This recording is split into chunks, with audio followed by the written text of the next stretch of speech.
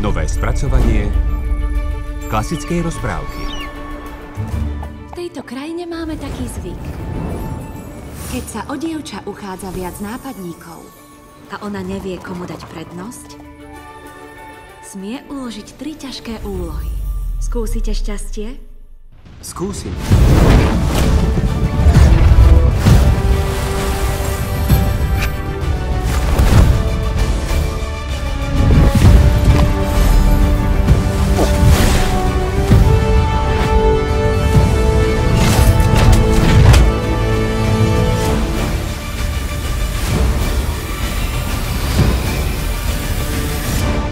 A nebyť mňa, kto vie, ako by to skončilo? Zlatovláska. Už čoskoro v kinách.